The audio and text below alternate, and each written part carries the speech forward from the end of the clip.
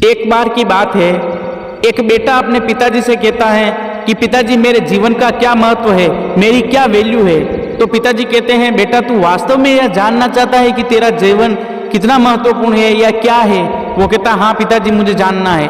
तो पिताजी उसको एक चीज देते हैं, एक पत्थर देते हैं और कहते हैं कि तुम्हें इसको मार्केट में बेचने जाना है, पर याद रहे अपने मुंह से कुछ नहीं बोलना है। अगर कोई इसका भाव तुमसे पूछे तो तुम्हें सिर्फ अपनी 2 उंगलियां दिखानी है। बेटा इस बात को लेकर मानकर मार्केट में गया।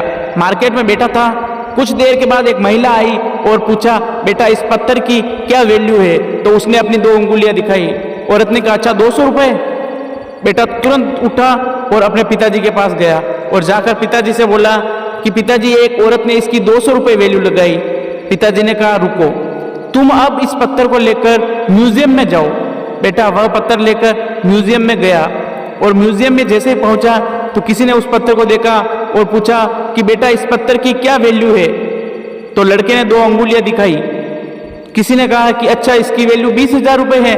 लड़का वहां से तुरंत निकला और पिताजी के पास आया और पिताजी को आकर बोलता है कि पिताजी म्यूजियम में इसकी वैल्यू 20,000 रुपये लगाई है।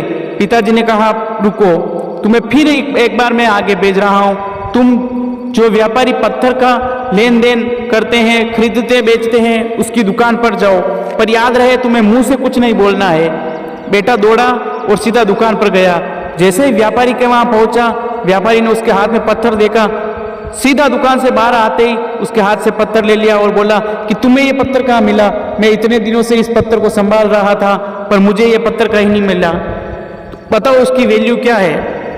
तो लड़के ने सीधी 2 उंगलियां दिखा दी। उस व्यक्ति ने कहा अच्छा इसकी वैल्यू 2 लाख रुपए है। लड़का वहां से तुरंत निकला और घर पर गया।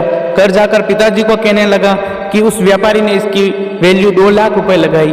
तो पिताजी ने कहा इसी प्रकार ये दुनिया है, ये तुम्हारे ऊपर निर्भर करता है कि तुम अपनी जिंदगी को कहाँ रखते हो, तुम क्या चाहते हो, या तुम 20 रुपए के बनकर रहना चाहते हो या अपनी वैल्यू 2 लाख रुपए बनाना चाहते हो। इसलिए समाज में हमेशा ऐसे लोगों के टच में रहे जो आपको एक सकारात्मकता की ओर ले जाए, ना कि ऐसे नकारात्मक लोगों की ओर जो आपकी वैल्यू आपसे घटा दे। इसीलिए हमेशा अच्छा सोचे, अच्छी और अपना कार्य करते रहे, आगे बढ़े, ना कि नकारात्मक लोगों के साथ रहकर अपनी वैल्यू कम करने में उनके साथ लग जाए। जय हिंद।